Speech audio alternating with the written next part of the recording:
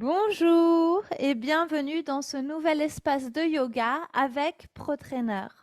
Aujourd'hui, je vous invite à découvrir la posture de Uttaka Konasana, la déesse, aussi appelée Ganesh. C'est une posture puissante qui va amener stabilité, renforcer les muscles de tout votre corps. Elle demande toutefois une certaine force physique, mais dans les variantes, on peut aussi adapter pour doucement vivre et intégrer cette posture. C'est un asana qui va engager vos fessiers, vos hanches, vos épaules, vos chevilles, vos genoux, vos mollets, tout votre corps. Va vraiment le dos aussi en particulier. Tout votre corps va être engagé, tous vos muscles. C'est un asana qui demande une vraie présence et conscience aussi pour ne pas se blesser. Elle va étirer et ouvrir les hanches, renforcer ses muscles au niveau de tout le corps, offrir un espace pour renforcer sa confiance en soi, sa stabilité, son ancrage, sa force intérieure et son équilibre. Attention toutefois aux personnes qui ont des problèmes cardiaques, car c'est une posture qui engage vraiment le système vasculaire. Il est bien sûr possible de la faire sans ouvrir ses bras pour avoir plus le cœur relaxé, relâché, cette partie du haut du corps. C'est à vous aussi de l'adapter ou aussi peut-être préférer une autre posture dans ce cas-là. Elle est aussi à éviter en cas d'inflammation ou de blessure aux chevilles, aux genoux, à l'aine ou aux épaules. Avant de commencer cette posture, je vous invite vraiment à réchauffer votre corps, vraiment prendre le temps. On ne commence pas directement par cette posture. C'est plutôt un asana qu'on va faire par la suite quand notre corps est chaud, quand on a déjà bien œuvré dans différentes postures. Nous sommes debout et nous sentons cette force intérieure qui nous permet de nous ouvrir et de nous ancrer. Donc on va échauffer ses articulations, on va peut-être commencer par des postures comme le chat et la vache, Marjariyasana et Asana, Adho Asana, pourquoi pas quelques guerriers, un ou deux, avant de s'ancrer sur cette posture. On peut aussi penser à faire dans les échauffements la salutation au soleil, bien sûr. Je vous invite donc à présent à me retrouver sur le tapis pour vivre et découvrir cette posture ensemble. Donc, comme toute posture debout, on commence en Tadasana, on prend le temps d'être présent, de ramener son coccyx, son périnée à l'intérieur, contracter son abdomen, ouvrir sa cage thoracique, remonter ses rotules et bien sentir son ancrage au sol avec ses poings. Pada Bandha, je verrouille mes pieds, j'ouvre mon bassin, j'étire ma colonne vertébrale, je relâche mes épaules. Puis à l'inspire, je vais ouvrir à droite et ouvrir à gauche. Voilà. Je vais aligner mes deux talons, un angle à peu près à 45 degrés au niveau de mes pieds. Je vais à présent vraiment être attentif à ne pas cambrer mon dos, à bien avoir une présence alignée droite, comme s'il y avait un fil entre la terre, mon bassin et le haut de ma tête. Voilà. Donc pour ça, vraiment, surtout dans cette posture, ça va être vraiment important de ne pas être le dos à l'arrière, comme ça, les fesses à l'arrière ou le ventre à l'avant. C'est bon, je tiens, parce que là, je vais me faire mal. Donc là, il y a vraiment une importance de trouver cette posture neutre au niveau de mon bassin. Tuck the tail. Je rentre mon coccyx à l'intérieur. Je contracte mon abdomen, je ramène mon nombril, je pousse mon ventre, mes intestins contre ma colonne vertébrale, j'ouvre ma cage thoracique, j'ouvre mes épaules. Voilà, pour commencer juste ça, trouver sa présence, amener son menton vers sa gorge. Et à l'expire, je vais plier mes genoux. Voilà. Et alors, à nouveau, un petit peu comme le guerrier, quand je vais plier mes genoux, je vais bien penser à cette ouverture, comme s'il y avait un mur à l'arrière. Hop, j'ouvre, je pousse, intérieur au niveau de la cuisse et ouverture du bassin. Et là, je le fais avec les deux pieds en même temps. Je descends, je trouve ma posture, on est presque en squat. Voilà, je rentre mon ventre et j'ouvre mes épaules. Donc ça, c'est pour les jambes. Et à l'inspire, je vais ouvrir mes bras en cactus. Et je vais rester. Je vous la montre de face. Pour sortir, j'inspire, je tends mes jambes. Et j'expire, je ramène en Tadasana. Donc je vous remontre de devant. J'ouvre de chaque côté. Je rentre mon ventre.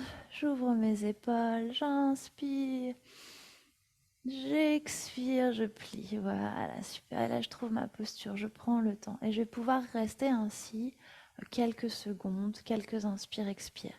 Si je sens quand même que cette posture est un petit peu douloureuse au niveau de mes cuisses, au niveau de mes jambes, de mes quadriceps, je peux aussi y ajouter du mouvement. J'inspire, j'élève vers le ciel. J'expire, je descends. Je peux choisir de rester une inspire, expire, puis de remonter. J'inspire, je lève. J'expire, je descends. Pour les mains, j'aligne bien mes épaules avec mes coudes. Je fais comme une croix, puis on retrouve ce reflet entre nos jambes et nos mains. J'inspire et j'expire. Pour sortir de la posture, à nouveau, j'inspire, je tends les jambes. Je peux aussi choisir de ramener mes mains vers mon cœur. Et j'expire. Et je reste. Voilà, ressentez la force et la puissance de cette posture. Et pour terminer, la posture finale, pour ceux qui le sentent juste, à l'inspire, je lève mes talons. Et je reste. J'inspire, je tends. J'expire, je ramène. Vous sentez vraiment la puissance de cette posture et vraiment l'importance, on va vraiment poser son attention à ce que son genou ne rentre pas à l'intérieur. Ses genoux sont vraiment à l'extérieur. Hop, cuisse à l'intérieur, ouverture au niveau du bassin, je rentre mon coccyx, je rentre mon ventre et je reste. Donc pour commencer, vous n'allez pas rester longtemps dans cette posture parce qu'elle va vous demander quand même du souffle. Et quand je sors de la posture, je me remets en Tadasana. Et comme ça, je peux revenir vers mon souffle. Et je respire. C'est une très très belle posture. Voilà. Je vous invite à pratiquer cette posture avec douceur, avec écoute de votre corps et de votre être, mais aussi à ne pas aller trop loin, à ne pas forcer. Prenez le temps, vous pouvez prendre le temps, j'inspire, j'expire, je rentre et je sors de la posture. Et puis quand je le sens juste, je reste 1, 2, 3, 4, inspire, expire. Puis je ressors, je choisis mon rythme. N'hésitez pas à contacter l'un des coachs pro-trainers spécialisés en yoga pour aller plus loin, approfondir vos asanas, votre technique, être corrigé aussi et partager. À présent, je vais vous inviter à faire une routine complète avec différents asanas. Donc on va commencer doucement. On va commencer en Bithili Asana et Marjorie Asana. La vache et le chat. Donc j'aligne bien mes genoux avec mes hanches, mes épaules avec mes mains. Je trouve mes appuis au niveau de mes mains. J'ouvre mes épaules. J'inspire et à l'expire, je roule mon dos.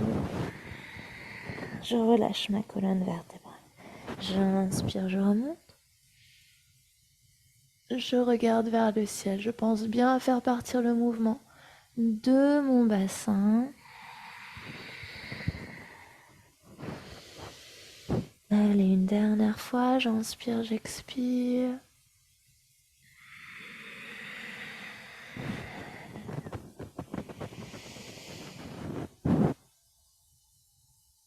Et je reviens au centre. Flex avec les pieds, je passe en Adho Mukha Asana, je prends le temps de pédaler doucement. Puis je pose mes talons, j'étire mes fessiers vers le ciel, j'ouvre mes épaules, je relâche ma tête.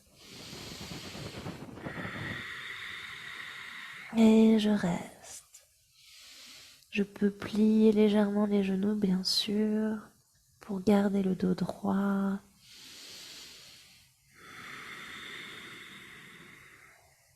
J'inspire, je ramène doucement mes mains vers mes pieds, je dépose mes pieds au sol, je relâche mon ventre sur mes genoux, je relâche ma tête. Et à l'inspire, je déroule doucement mon corps. Et je viens me positionner en Samastiti. J'ouvre mes épaules, je ramène mon menton vers ma gorge. Je remonte mes rotules, j'ouvre mon bassin. Je ressens mon ancrage au sol, je respire.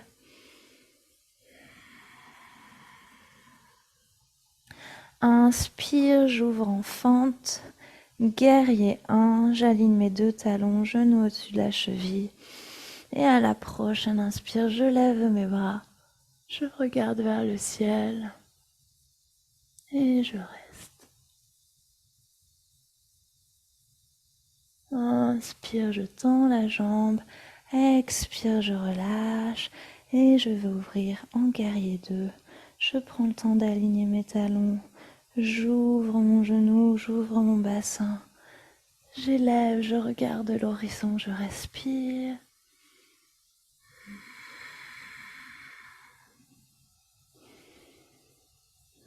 J'inspire, je tends ma jambe. J'expire, je reviens au centre. J'ouvre mes deux pieds. J'inspire et j'expire, je détends en déesse. Je reste, je respire.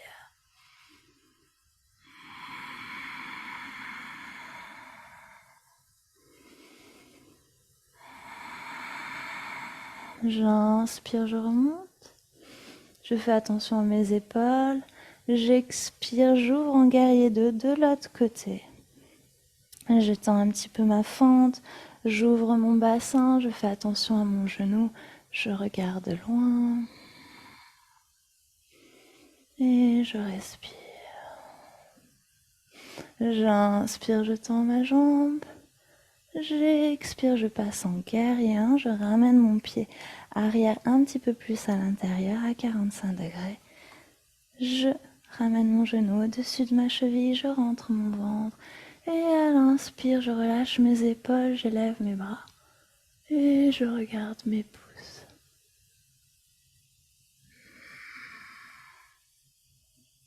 J'inspire, je tends ma jambe. J'expire, je ramène en Tadasana ou Samastiti. Et je reste, j'observe.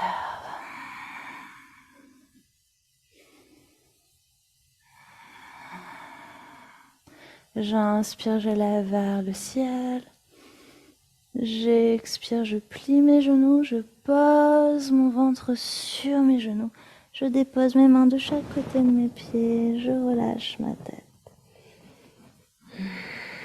J'inspire, je relève doucement ma colonne vertébrale de plat. J'expire, je pose mes mains au sol.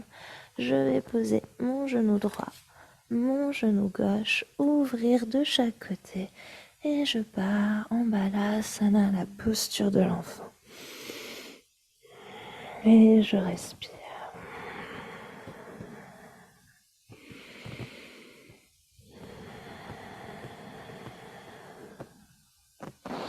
À l'inspire, je déroule doucement, je viens m'asseoir sur mes talons. J'ouvre mes épaules.